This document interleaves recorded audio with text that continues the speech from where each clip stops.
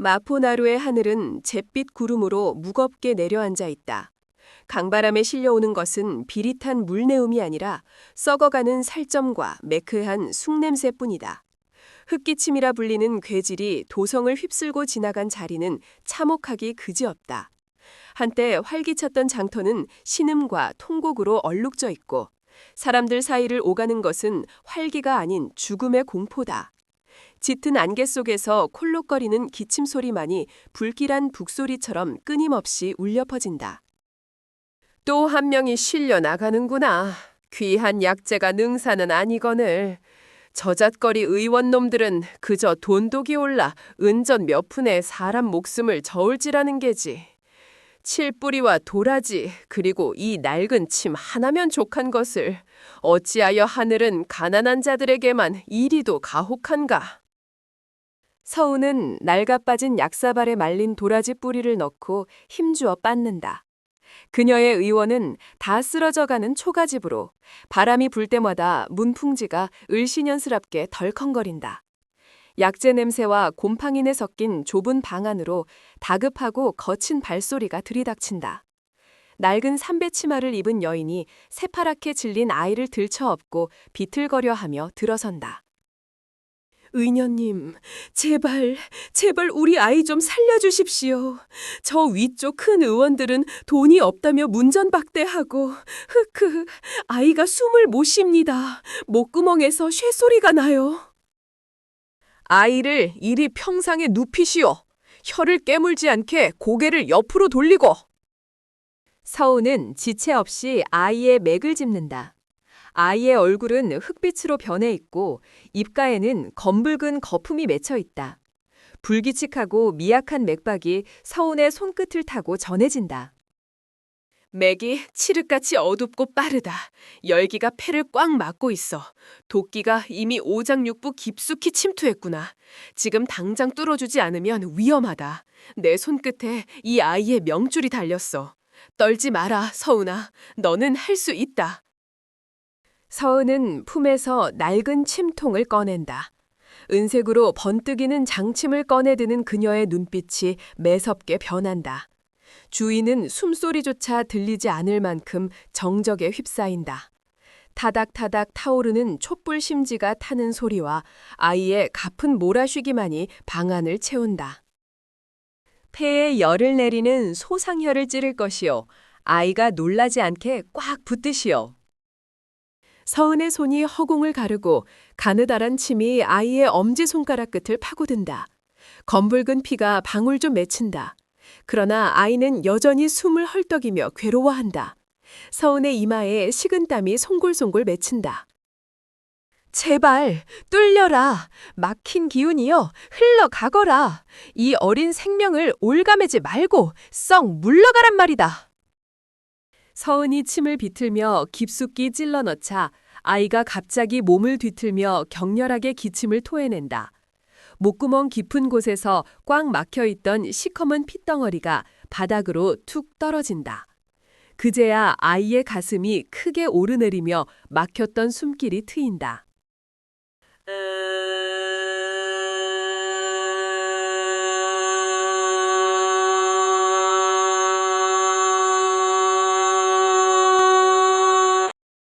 세상에, 의녀님, 아이가 웁니다. 숨을 쉽니다. 감사합니다. 정말 감사합니다.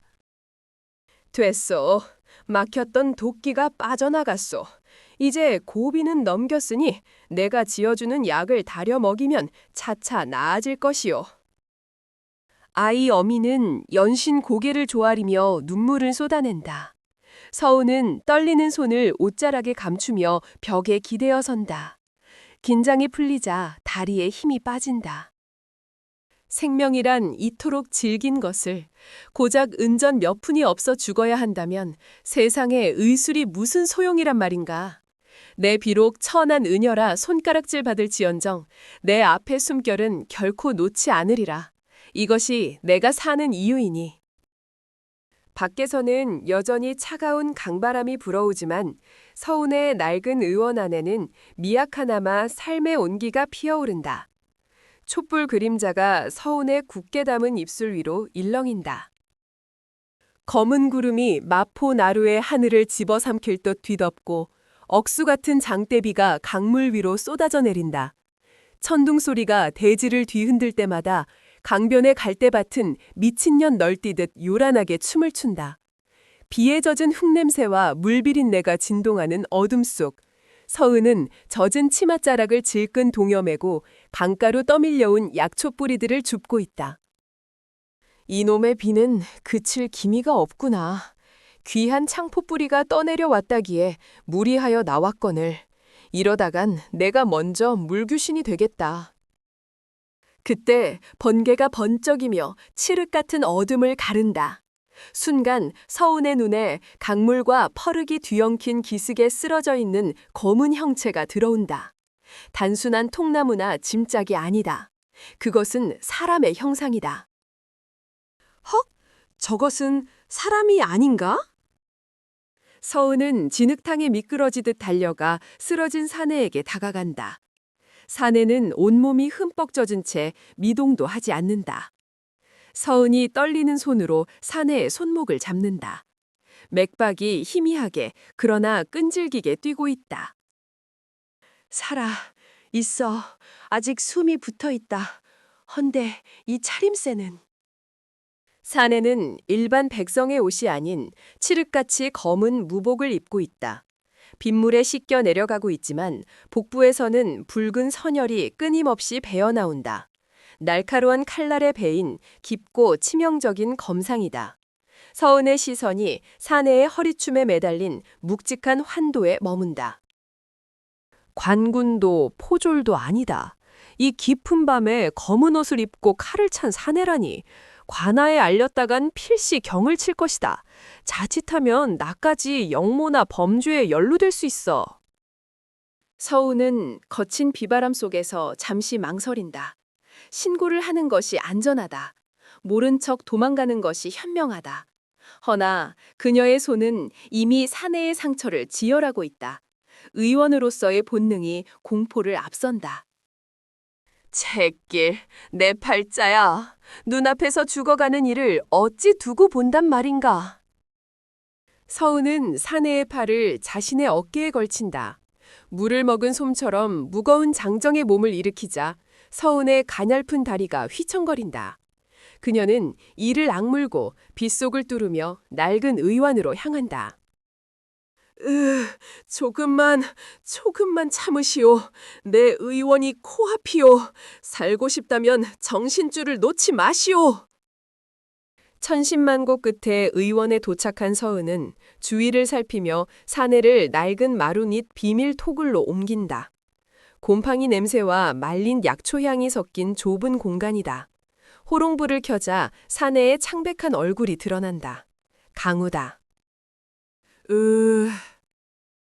쉿! 소리 내지 마시오. 누가 들으면 큰일 나오. 서우는 서둘러 가위를 들어 강우의 젖은 상의를 잘라낸다. 드러난 상체는 온통 흉터투성이다. 그녀가 지혈을 위해 약초를 으깨어 상처에 바르려던 찰나 강우의 오른쪽 어깨에 새겨진 기이한 흔적을 발견한다. 이것은? 어깨에는 본래 문신이 있었던 듯하나 누군가 임두로 찢어 뭉개버린 끔찍한 화상 자국이 선명하다. 살이 타들어가 엉겨붙은 흉터는 마치 자신의 정체를 필사적으로 감추려 했던 고통스러운 몸부림처럼 보인다. 죄인인가? 아니면 쫓기는 자인가? 살가죽을 태워가며 지워야만 했던 문신이라니. 밖에서는 여전히 천둥 소리가 요란하다. 서우는 떨리는 손으로 으깬 약초를 강우의 상처에 덮는다. 내가 오늘 밤 드리지 말아야 할 것을 드린 게 아닌가 싶구나. 허나 살려야 한다. 의원인 이상 내 손에 들어온 목숨은 살려야 해. 호롱불의 그림자가 일렁이며 정신을 잃은 강우와 그를 내려다보는 서은의 얼굴 위로 불안하게 춤을 춘다. 비밀을 품은 사내와 가난한 의녀의 밤은 그렇게 깊어간다. 약탕기에서 피어오르는 씁쓸한 당귀 향이 진료소 안을 가득 채우고 있다. 낡은 창호지 문틈으로 스며든 오후의 햇살이 공기 중에 떠다니는 먼지를 비춘다. 그때 묵직하고도 불길한 발소리가 고요를 깬다. 문이 거칠게 열리자 비단옷이 스치며 나는 사각거리는 소리와 함께 기름진 사양 냄새가 약초 향을 덮쳐온다. 포구의 상권을 장악한 상단주 마대 행수다. 그의 비로 건장한 호위모사들의 그림자가 진료소 바닥을 검게 물들인다. 병자가 아니라면 물러가십시오. 지금은 진료 시간입니다. 좁아 터진 곳이구만. 이런 누추한 곳에서 죽어가는 것들의 고름이나 닦아주기엔 자네의 의술이 아깝지 않은가? 마대행수는 먼지 쌓인 탁자를 손가락으로 훑으며 혀를 찬다. 그의 눈빛은 서은을 사람으로 보는 것이 아니라 흥정해야 할 물건을 감정하듯 탐욕스럽게 번들거린다. 그는 품 안에서 묵직한 주머니를 꺼내 탁자 위에 툭 던진다. 둔탁한 금소금이 방안을 울린다. 이것이 무슨 짓입니까? 금화 50냥일세. 이 구질구질한 의원을 당장 닫게. 그리고 내일 저택으로 들어와 오직 나만을 위한 의원이 되어라. 자네 손끝에서 나오는 그 신통한 의술을 더 이상 돈 없는 천 것들에게 낭비하지 말란 말이다. 지금 의원을 닫으라 하셨습니까? 이 돈, 피냄새가 진동을 하는군요. 흑해수에 걸려 숨이 넘어가는 백성들의 고혈을 짜내어 모은 돈이 아닙니까? 말이 거칠군. 장사꾼에게 피냄새라니 칭찬으로 듣겠네. 내 제안을 거절하면 자네만 손해일 텐데. 나는 자네의 그 잘난 인술이 거슬린단 말이야. 내 약방에서 비싸게 팔아야 할 약초를 자네가 헐값에 뿌려대니 내 장사가 방해되지 않나? 의술은 사람을 살리는 것이지 당신의 곳간을 채우는 도구가 아닙니다. 썩 물러가십시오. 내 의원은 단 한순간도 닫을 수 없습니다. 서운의 단호한 외침에 마대행수의 입가에 걸려있던 비릿한 미소가 순식간에 사라진다. 진료소 안의 공기가 차갑게 얼어붙는다. 마대행수는 찬선히 몸을 일으켜 서운에게 다가간다. 어리석은 계집 같으니라고. 흑해수는 곧 이 고을 전체를 삼킬 것이다. 그때가 되면 알게 될 게다. 약재를 쥐고 있는 자가 왕이라는 것을. 살려달라고 내 바짓가랑이를 붙잡아도 소용없을 테니. 제주가 아까워 기회를 주었거늘 제 명을 재촉하는구나. 마대행수는 금화주머니를 다시 낚아채대 챙겨들고 뒤도 돌아보지 않은 채 밖으로 나간다. 그의 육중한 발소리가 멀어질수록 서은의 심장은 거세게 요동친다. 저 자가 약재를 독점하고 있었어. 그래서 백성들이 약 한 첩 써보지 못하고 죽어갔던 거야. 서은은 떨리는 손을 꽉 쥐어본다. 분노와 두려움이 뒤섞여 속이 메스껍다. 그러나 그녀의 시선은 굳게 닫힌 약재장 너머 비밀 지하실로 향한다. 그곳에는 그녀가 목숨을 걸고 숨겨준 사내가 있다. 어둠이 짙게 깔리기 시작한 진료소. 서운의 눈동자만이 촛불처럼 위태롭게 흔들린다. 낡고 삭은 창호지 문틈으로 희미한 새벽빛이 스며들어 공기 중에 떠다니는 먼지들을 비춘다. 방 안을 가득 채운 것은 지독할 정도로 쓴 약초 냄새와 오래된 흙벽에서 배어나오는 퀴퀴한 습기뿐이다. 강호는 옆구리를 찢어발기는 듯한 통증에 미간을 찌푸리며 무거운 눈꺼풀을 들어올린다. 여기가 저승은 아닌 듯하구나. 목이 타들어가는 것 같아. 내 검은 어디에 있지? 강우는 본능적으로 허리춤을 더듬지만 손끝에 닿는 것은 차가운 검자루가 아니라 거친 무명 이불의 감촉뿐이다. 흐릿한 시야가 점차 선명해지자 좁은 부엌 한 구석에 쭈그리고 앉은 여인의 뒷모습이 눈에 들어온다.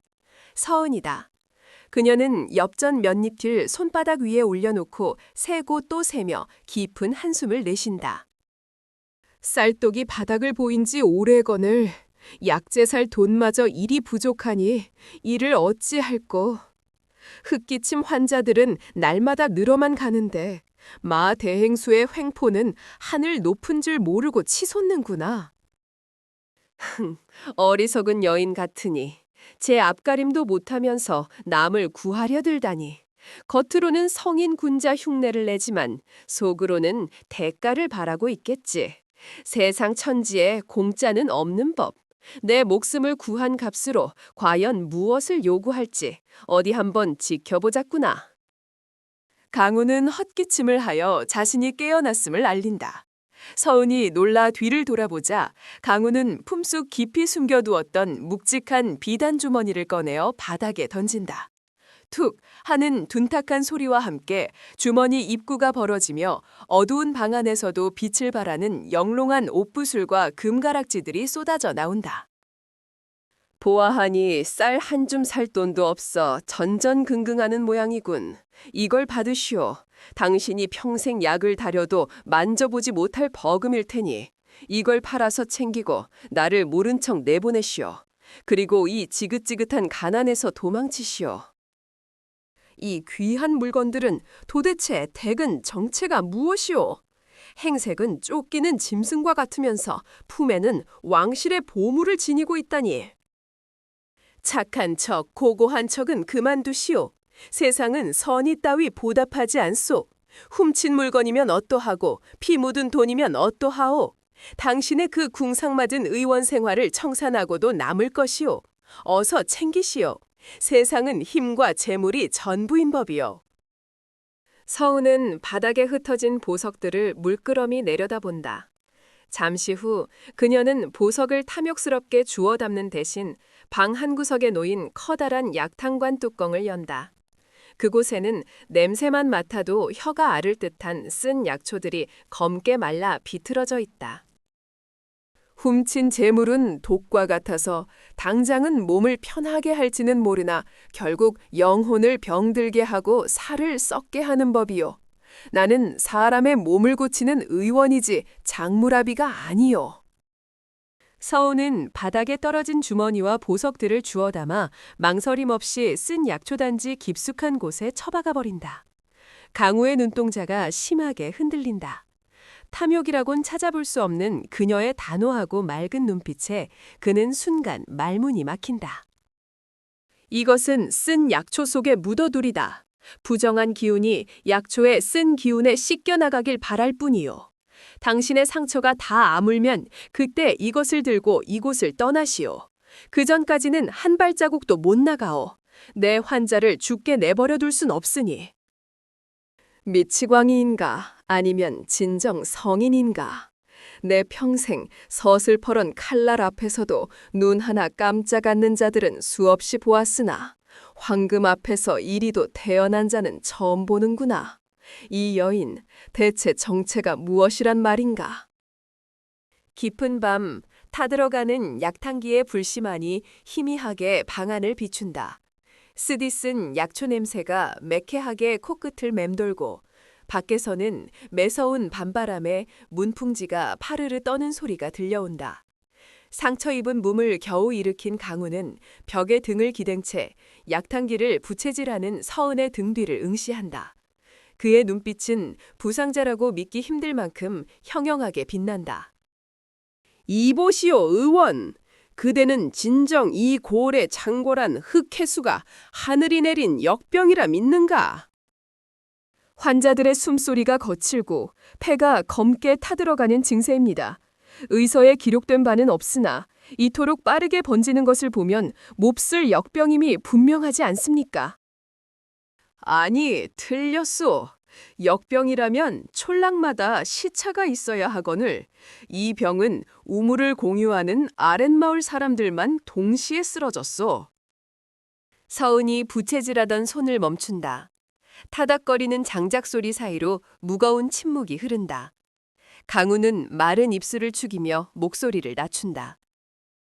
초기에는 열이 없고 오직 극심한 갈증만 느끼지.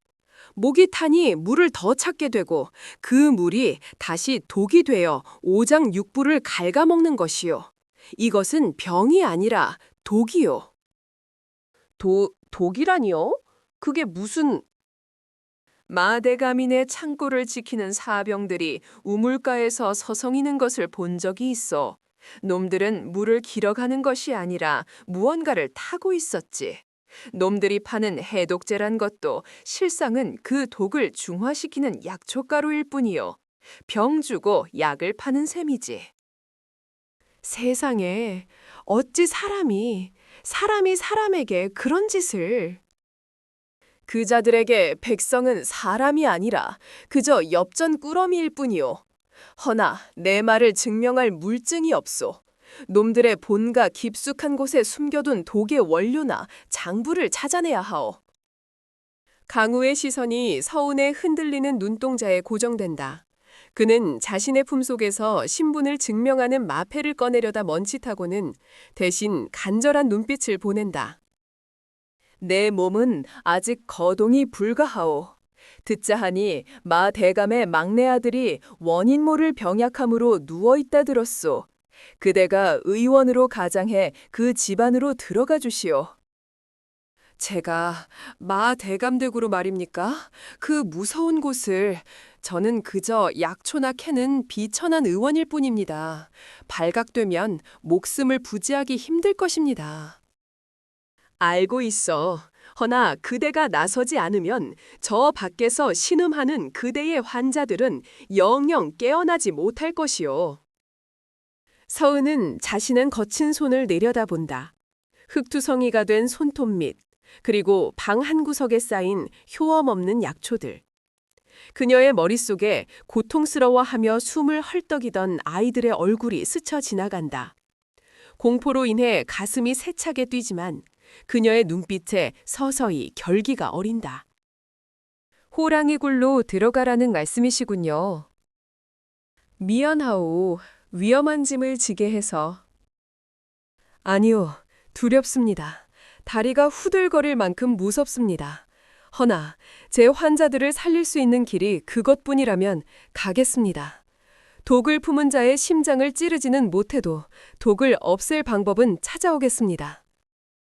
마 대감의 저택은 흡사 작은 궁궐과도 같았다. 겹겹이 둘러쳐진 담장 너머로는 고통받는 백성들의 신음소리 대신 기이할 정도로 고요한 정적만이 감돌고 있다. 화려한 단청을 입힌 처마 밑으로 최고급 사양 냄새가 은은하게 퍼져나오지만 서운의 코에는 그 향기가 마치 썩어가는 시신을 감추기 위한 향불처럼 역하게 느껴질 뿐이다. 서운은 약상자를 든 손에 힘을 주며 떨리는 숨을 삼킨다. 그녀의 뒤에는 벙어리 하인으로 위장한 강우가 그림자처럼 따르고 있다. 이 거대한 대문이 마치 아귀의 입처럼 보이는구나. 발을 들이는 순간 다시는 밖으로 나오지 못할 것만 같은 불길함이 엄습해온다. 허나 물러설 수는 없다. 내 뒤에는 강우님이 그리고 내 손길을 기다리는 수많은 병자들이 있다. 서운이 주저하며 대문 앞에 서자 굳게 닫혀있던 문이 육중한 소리를 내며 열린다. 마 대감 집안의 청지기가 거만한 눈빛으로 그들을 내려다본다.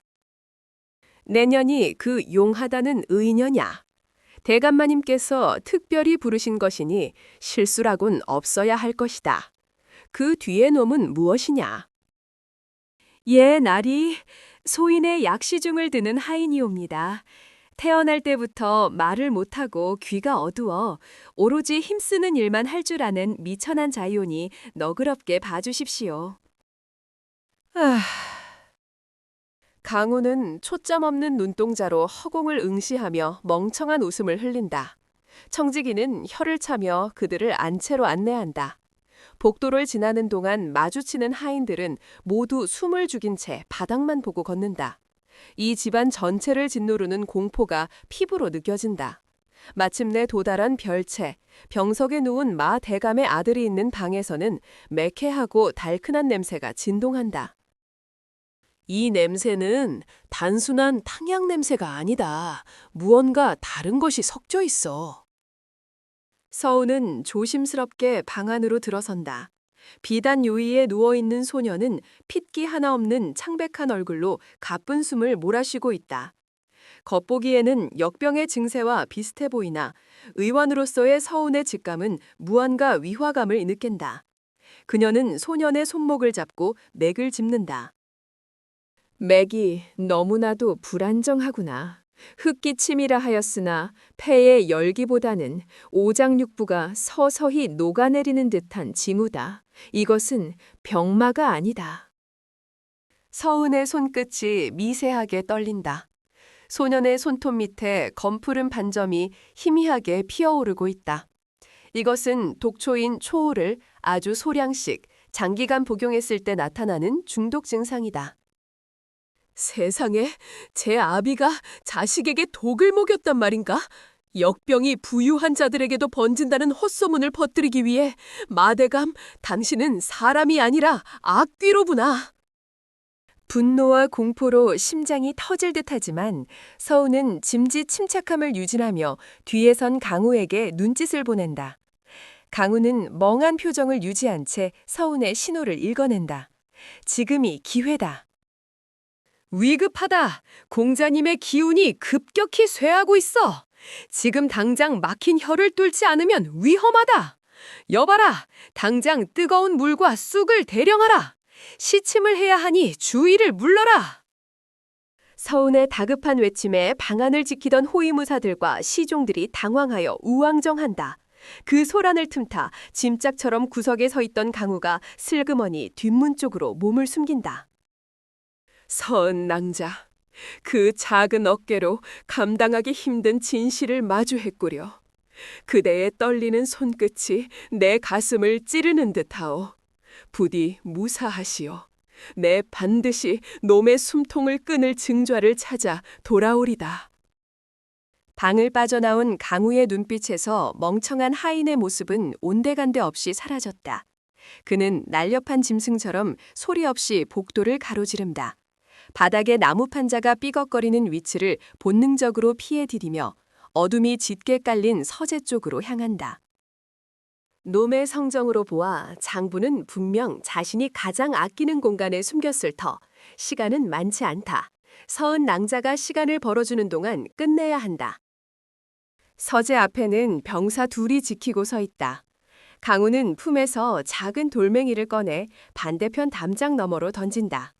탁 하는 소리에 병사들의 고개가 돌아가는 찰나 강우는 바람처럼 그들의 등 뒤를 스쳐 서재 안으로 미끄러져 들어간다. 찾았다. 벽에 걸린 족자의 위치가 미묘하게 틀어져 있어. 강우가 족자를 걷어내자 벽 속에 숨겨진 작은 암함이 드러난다. 그는 품에서 챙겨온 쇠꼬챙이로 능숙하게 자물쇠를 딴다. 그 안에는 붉은색 표지에 장부 한 권이 놓여 있다. 이것이 수많은 백성의 목숨을 앗아간 독극묵의 거래 내역이구나. 마대감, 니놈의 탐욕이 적힌 이 종이 뭉치가 곧 니놈의 명주를 끊을 칼이 될 것이다. 강우가 장부를 품속 깊이 갈무리하는 순간 문 밖에서 누군가의 발자국 소리가 들려온다. 무겁고 느릿한 걸음걸이, 마대감이다. 놈이 오고 있어. 서은 낭자가 위험하다. 무거운 철문이 둔탁한 소음을 내며 열리자 습하고 서늘한 바람이 서은의 뺨을 스친다. 탕약 냄새가 진동하던 병자방과는 달리 이곳에서는 오래된 종이 냄새와 쇠붙이 특유의 비릿한 향이 코를 찌른다. 마 대감은 서은을 앞세워 저택의 가장 깊숙한 곳 비밀 금고로 이끈다. 벽에 걸린 촛불이 일렁이며 두 사람의 그림자를 기괴하게 늘어뜨린다. 맥을 짚는 솜씨가 예사롭지 않더구나. 내 아들의 병증이 그저 흔해 빠진 역병이 아니라는 것쯤은 이미 눈치챘겠지? 대감마님, 그것이 소인은 그저 열을 내리는 처방을 고민했을 뿐이옵니다. 하오나 도련님의 맥박이 묘하게 불규칙하고 손톱 밑에 검푸른 반점이. 이자는 알고 있어. 내가 비소 중독임을 간파했다는 걸 이미 알고 나를 이곳으로 끌고 온 게다. 강우가 장부를 찾을 때까지 시간을 벌어야 하는데 등줄기에 식은땀이 흐르는구나. 마 대감이 컬컬 웃으며 금고 한쪽 벽면을 가득 채운 괴짝을 연다. 어둠 속에서도 번쩍이는 은괴의 무더기와 구하기 힘든 사양과 녹용이 산처럼 쌓여 있다. 그 양은 일개 의원이 평생을 모아도 만져보지 못할 엄청난 재화였다. 두려워할 것 없다. 나는 솜씨 좋은 의원을 아낄 줄 아는 사람이니. 자, 보아라. 이 은자라면 조선 팔도에 굶주린 백성을 다 먹이고도 남을 게야. 이것들은 대체 서은이라 했느냐? 네 눈빛에서 야망보다는 깐깐한 고집이 보이는구나. 허나 그 고집으로 고작 몇 명이나 살릴 수 있겠느냐? 의원의 본분은 눈앞의 생명을 구하는 것일 뿐 재물을 탐하여 생명을 저울질하는 것이 아니옵니다. 저울질이라. 그래, 바로 그거다. 내 아들은 어차피 약해 빠져 가문을 이을 제목이 못 된다. 허나 이 재물은 다르지. 마 대감은 은괴 하나를 집어 서은의 손에 쥐어준다. 차갑고 묵직한 감촉이 손바닥을 파고든다. 그의 목소리는 뱀의 혀처럼 부드럽고 끈적하게 서운의 귓가를 맴돈다. 내 아들이 역병으로 죽었다는 시안을 써다오. 그리하면 이 금고의 절반을 내게 주마. 이것으로 도성 한복판에 조선 최고의 병원을 짓거라. 병원을 짓는다? 아, 흔들려서는 안 되는데 이 재물이면 헐벗고 병든 자들을 수천, 수만은 살릴 수 있다. 약초가 없어 죽어가는 아이들, 침 한 번 맞지 못해 다리를 절단하는 노인들, 그들을 모두 구할 수 있는 힘이 내 손안에 들어온다면? 대의를 생각하거라. 쓸모없는 아이 하나를 희생하여 수천 명의 목숨을 구하는 것이다. 이것이야말로 진정한 활인이 아니겠느냐. 선택은 네 몫이다. 대감, 그것은 궤변이옵니다. 한 생명을 짓밟고 세운 탑이 어찌 온전할 수 있겠습니까? 저는 거절하기 전에 신중히 생각하는 게 좋을 게야. 밖에는 이미 네 종놈이 수상한 짓을 하다 내 병사들에게 쫓기고 있을지도 모를 일이니. 강우가 위험하다. 자, 붓을 들거라.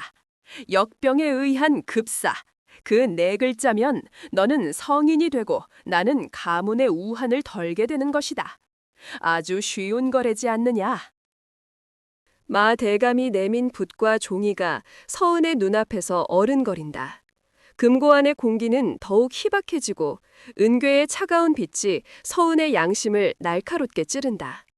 살려야 할 환자와 살릴 수 있는 미래의 환자들 사이에서 서은의 동공이 거칠게 흔들린다. 밀실 안, 산더미처럼 쌓인 은괴가 뿜어내는 차가운 광택이 서은의 눈동자를 어지럽힌다. 퀴퀴한 곰팡이내와 뒤섞인 은밀한 욕망의 냄새가 코끝을 찌른다. 마 객주의 제안은 달콤한 독주와도 같아서 한 모금만 삼키면 평생의 가난을 씻어낼 수 있을 듯하다. 서은의 손끝이 파르르 떨린다. 그녀의 머릿속에서 수많은 목소리가 웅성거린다. 굶어 죽어가는 이웃들의 신음, 약재가 없어 발을 동동 구르던 자신의 모습, 그리고 병자의 생명을 하늘처럼 여기라던 아버지의 가르침이 뒤엉킨다. 이 은자들만 있다면 쓰러져가는 의원을 다시 세우고 헐벗은 백성 수천을 살릴 수 있다. 허나 단 한 명의 아이, 그 죄 없는 생명을 제물로 바쳐야 한단 말인가. 대의를 위해 소를 희생하는 것이 과연 의원의 도리인가. 서은은 질끈 눈을 감았다 뜬다. 그녀의 뇌리에 강우가 건넸던 시험의 순간이 스쳐 지나간다. 진실을 외면한 채 얻은 부귀영화는 결국 영혼을 갉아먹는 구더기가 될 뿐이다. 떨리던 서은의 눈빛이 차갑게 가라앉는다. 그녀는 마 객주를 똑바로 응시한다. 객주 어른. 그래, 현명한 선택을 내렸으리라 믿는다. 어서 붓을 들거라. 의원의 손은 사람을 살리는 약을 짓는 것이지 거짓을 적어 생명을 죽이는 붓을 잡을 수는 없나이다. 비록 천한 의원이라 할지라도 제 양심마저 팔아치울 수는 없습니다. 서운의 단호한 일갈이 밀실의 정적을 깬다. 객주의 얼굴이 순식간에 일그러진다. 서우는 주저없이 옆에 놓인 값비싼 서역산 향유 단지를 들어 바닥으로 내리꽂는다. 비켜라! 나는 내 발로 나갈 것이다! 쨍그랑하는 날카로운 파열음과 함께 도자기 파편이 사방으로 튀고 미끌미끌한 향유가 바닥을 흥건히 적신다. 짙은 꽃향기가 역겹게 피어오른다. 이 미천한 계집이 감히 내 물건을 못들 하느냐! 당장 전현을 잡아라! 아니, 죽여도 좋다! 문 밖에서 대기하던 사병들이 칼을 빼들고 들이닥치려는 찰나 쾅 하는 굉음과 함께 굳게 닫혀있던 밀실의 문짝이 떨어져 나간다. 자욱한 먼지 속에서 한 사내가 그림자처럼 걸어 들어온다. 손에는 낡은 장부 하나를 든 강우다. 거래가 결렬된 모양이군. 하긴 썩은 내 나는 돈으로 사람의 마음을 사려 했으니 그럴만도 하지. 나리! 네 놈은 또 뭐냐? 쥐새끼처럼 어디 숨어 있었던 게냐? 저놈들을 당장 베어버려라! 시퍼런 칼날을 번득이며 사병들이 강우에게 발려든다. 좁은 밀실안 피냄새가 진동할 것 같은 살기가 감돈다. 하지만 강우는 태연하다. 그는 주변에 놓여있던 굵은 목제빗장을 발로 차올려 손에 쥔다. 칼을 든 자들의 눈빛이 탁하군. 살이만 있고 기백은 없다. 강우의 몸이 유려한 곡선을 그리며 움직인다. 허공을 가르는 나무 빗장의 소리가 묵직하다. 퍽, 억하는 단말마와 함께 칼을 든 사내들이 추풍낙엽처럼 쓰러진다. 쇠와 나무가 부딪히는 둔탁한 소리가 밀실을 울린다. 강우는 서운의 앞을 막아서며 빗장을 돌려잡는다. 의원, 내 등 뒤에서 털어지지 마시오. 놈들의 칼끝이 매서우나 당신을 다치게 하지는 않을 것이오. 날이 어찌 알고 오셨습니까? 아니, 그보다 저들은... 설명은 나중이요. 지금은 오직 살아나가는 것에만 집중하시오. 당신이 지키고자 했던 그 의기, 내 검이 되어 지켜줄 테니. 바닥에 흐른 향유 탓에 사병들은 미끄러지며 중심을 잃는다. 강우는 그 틈을 놓치지 않고 빗장으로 그들의 급소를 정확히 가격한다. 뼈가 부러지는 섬뜩한 소리에도 강우의 표정은 흔들림이 없다. 객주는 구석으로 물러나며 공포에 질린 눈으로 이 광경을 지켜본다. 서은은 강우의 넓은 등 뒤에서 처음으로 두려움이 아닌 안도감을 느낀다. 깨진 항아리에서 흘러나온 값비싼 향유가 바닥을 흥건히 적시고 그 위로 횃불의 불똥이 튀어 매캐한 연기가 피어오른다.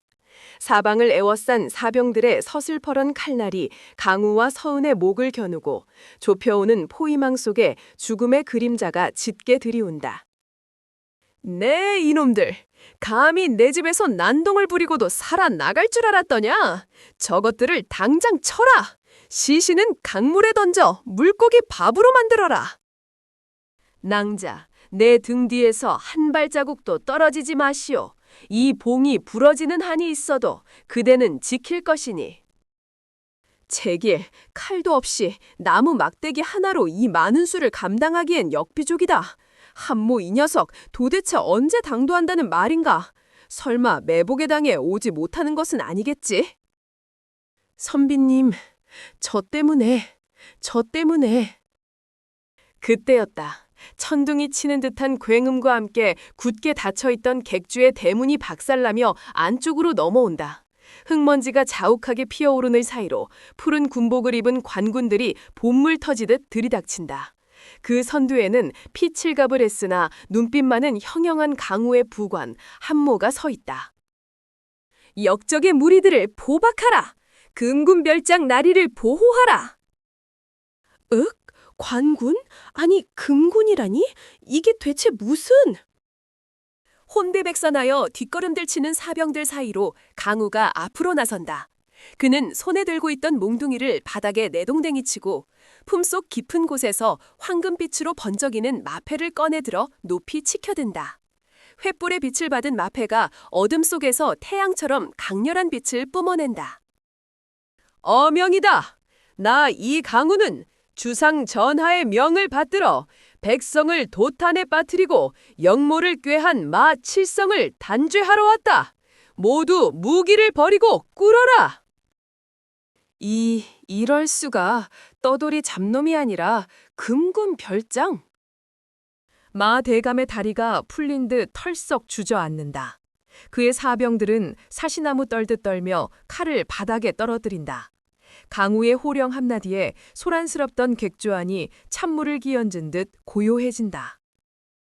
여봐라! 이자를 당장 포박하고 창고를 열어 백성들을 병들게 한 독초와 그 해독제를 모두 압수하라. 그리고 관하에 알려 억울하게 옥살이를 하는 자들을 즉시 방면토록 하라. 존명! 금군? 별적? 세상에, 그저 글 읽는 선비인 줄만 알았는데, 아니, 때로는 왈패 같기도 했던 그자가 임금님의 호위무사였다니. 멍하니 강우를 바라보는 서운의 눈동자가 흔들린다. 강우는 위험 있는 표정으로 마대감이 포박당하는 모습을 지켜보다가 천천히 몸을 돌려 서운에게 다가간다. 그의 눈빛은 방금 전에 살기를 거두고 다시금 부드러운 온기를 머금고 있다. 많이 놀라셨소? 신분을 속일 수밖에 없었던 사정을 용서하시오. 적의 본거지 깊숙이 들어오기 위해선 어쩔 수 없었소. 용서라니요? 선비님, 아니, 나리께서 오지 않으셨다면 저는 이미 아비의 유지를 받들기는커녕 제 목숨 하나 부지하지 못하고 저 더러운 자의 소나기에서 죽어갔을 것입니다. 살려주셔서 정말 고맙습니다. 고맙다는 말은 내가 들어야지. 낭자의 용기가 아니었다면 장부를 찾지도 이들을 일망타진할 명분을 얻지도 못했을 것이오. 강우의 신호에 따라 병사들이 창고에서 해독제가 든 상자들을 합불해낸다. 마당에 모여든 병사들이 횃불을 높이 들자 객주 밖에서 웅성거리는 백성들의 그림자가 비친다. 백성들에게 고하라. 이 약은 마대감의 사유물이 아니라 너희들의 고혈을 짜내어 만든 것이다. 이제 이 약을 모두에게 무상으로 나누어 줄 것이니 아픈 자들은 누구나 와서 받아가라. 강우의 외침이 밤하늘에 울려 퍼지자 담장 밖에서 환호성이 터져나온다. 서은은 병사들에게 끌려가는 마 대감의 뒷모습과 백성들을 향해 미소 짓는 강우의 옆벌구를 번갈아 바라본다. 차가운 밤바람에 땀에 젖은 머리카락이 날리지만 그녀의 가슴 속에는 설명할 수 없는 뜨거운 무언가가 차오른다. 아버지가 말씀하신 의술의 길, 그리고 저분이 걷는 칼의 길, 어쩌면 사람을 살린다는 점에서는 같은 곳을 향하고 있는지도 모르겠구나. 며칠 밤낮을 짓누르던 검은 연기와 신음소리가 거치고 항구 마을에 다시금 맑은 바람이 불어온다.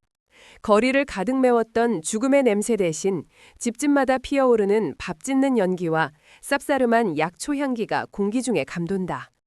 서은의 낡은 의원은 여전히 열려 있으나 이제는 위급한 비명이 아닌 안도의 한숨들이 그 문턱을 넘나든다. 서은은 마당 평상에 앉아 약재를 말리며 뼈마디가 쑤시는 듯한 피로 속에서도 기이한 충만함을 느낀다. 드디어 끝이 났구나. 밤새 식은땀을 흘리던 아이의 숨소리가 고르게 변하고 핏기 없던 노인의 얼굴에 홍조가 도는 것을 보는 일이 이토록 벅찰 줄이야.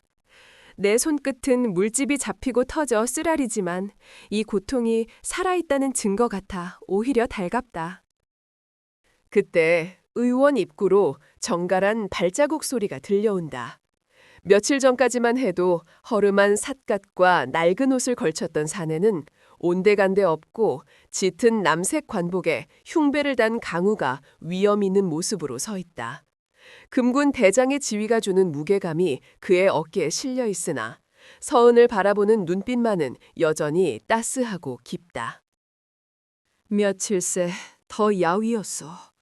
그간의 고초가 얼마나 심했는지 짐작조차 하기 어렵구려.